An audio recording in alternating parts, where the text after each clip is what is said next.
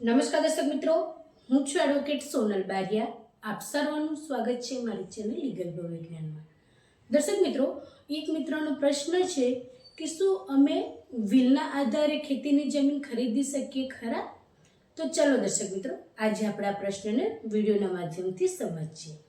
તો દર્શક મિત્રો, જ્યારે કોઈ વ્યક્તિ ખેડૂત ખાતેદાર ન હોય અને જો તે વ્યક્તિને કોઈ પણ પ્રકારની એક વિલના આધારે કોઈ ખેતીની જમીન એમને મળવાપાત્ર હોય એ રીતનો ઉલ્લેખ કરવામાં આવેલો હોય તો પણ દર્શક મિત્રો, જે વ્યક્તિ બિન ખેડૂત છે એટલે કે ખેડૂત ખાતેદાર નથી તેવી વ્યક્તિ એ કોઈ પણ પ્રકારની ખેતીની જમીનને વિલના આધારે પણ ખરીદી શકે નહીં.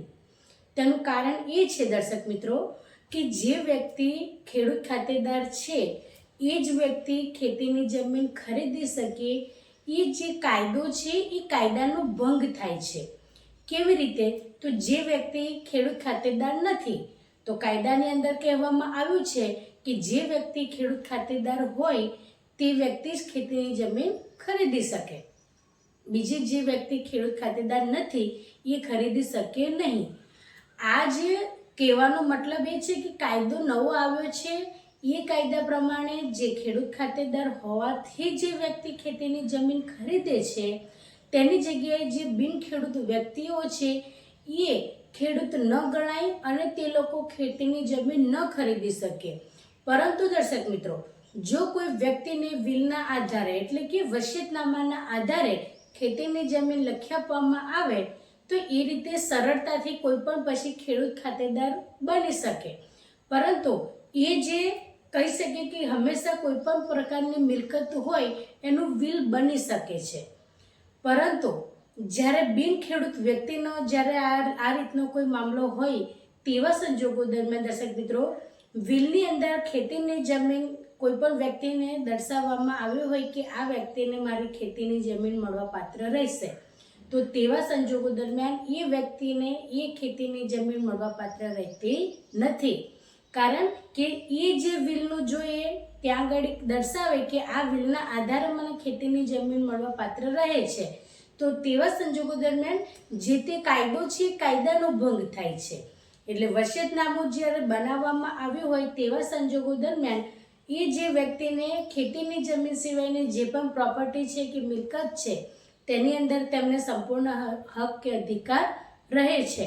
પરંતુ ખેતીની જમીન જ્યારે લખવામાં આવે છે અને એ વ્યક્તિ ખેડૂત ખાતેદાર નથી તો તેવા સંજોગો દરમિયાન જે કાયદાની અંદર દર્શાવવામાં આવ્યું છે કે બિન ખેડૂત વ્યક્તિ ખેતીની જમીન ન ખરીદી શકે તો એટલા પૂરતો જે વિલની અંદર દર્શાવવામાં આવેલી બાબતો છે એ કાયદા વિરોધી થઈ જાય છે. એટલા માટે દર્શક મિત્રો, આવા સંજોગો દરમિયાન કોઈ પણ બિન ખેડૂત વ્યક્તિ જો તેમની પાસે ખેડૂત ખરાઈનું પ્રમાણપત્ર ન હોય અથવા એમની પાસે કોઈ પણ પ્રકારની ખેતીની જમીન જ ના હોય તો તેવી વ્યક્તિ ક્યારે પણ વિલના આધારે પણ એ ખેતીની જમીન લઈ શકે નહીં અને દર્શક મિત્રો એની અંદર તેઓ ખેડૂત ખાતેદાર બની શકે નહીં.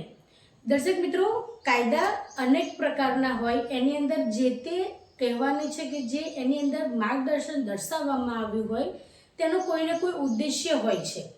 જ્યારે ખેડૂત ખાતેદાર જ ના હોય અને એ વ્યક્તિને જો વિલના આધારે એમને ખેતીની જમીન મળવાપાત્ર રહે તો પછી કાયદાનો ભંગ થાય છે. પરંતુ દર્શક મિત્રો, એ જે કાયદો છે એ કાયદાના ઉલ્લંઘન ઉપર આ જે કાર્યવાહી છે એને જો માન્યતા આપવામાં આવે તો પછી જે ખેડૂત ખાતેદારની જે ખરાઈના પ્રમાણપત્ર મેળવવા માંડ્યા એ કેટલું બધું એમને જે સંઘર્ષ છે કે છે તમારા જે મૂળ માલિક છે ત્યાંથી તમારી જે નોંધો છે, ગામ નમૂના નંબર, તમારા 6 હકપત્રકની બધી નોંધો છે, 7/12નો ઉતારો છે, આ બધાની તમારે નકલો રાખીને અને તમે જે ખેડૂત ખાતેદાર તરીકેનું જે પ્રમાણપત્ર મેળવી રહ્યા છો એની અંદર તમારે જેટલા ડોક્યુમેન્ટ આપવાના હોય છે આ બધી જે પ્રક્રિયા છે કે ખેડૂત ખાતેદાર તરીકેની તમે એ પ્રક્રિયાની અંદર તમે જે તે ડોક્યુમેન્ટ છે એ આપીને જે પ્રક્રિયા દરમિયાન તમારો જે એ કહી શકે કે ખેડૂત ખાતેદારનું પ્રમાણપત્ર મેળવો છો. પરંતુ જો વિલના આધારે બિન ખેડૂત વ્યક્તિને પરમિશન મળતી હોય કે હા તમને આ ખેતીની જમીન મળવા પાત્ર રહેશે, કારણ કે વસિયતનામાની અંદર તમને મળવા પાત્ર છે, તો આવી વ્યક્તિ ખૂબ જ સરળતાથી દર્શક મિત્રો એ ખેડૂત ખાતેદાર પછી થઈ શકે જો એ વસિયતનામાનો અમલ કરવામાં આવે તો.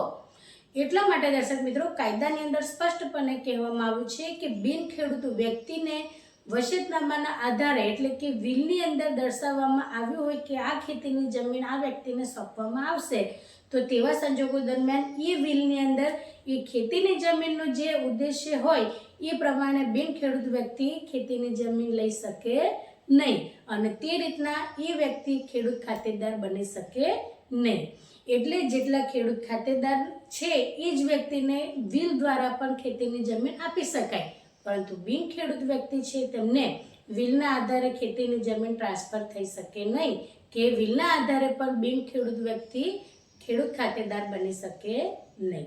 તો દર્શક મિત્રો આજના માટે આટલું જ. જો વિડીયો સારો લાગ્યો હોય તો તેને લાઈક કરજો, શેર કરજો અને ચેનલને સબસ્ક્રાઈબ કરજો. જય હિન્દ, જય ભારત.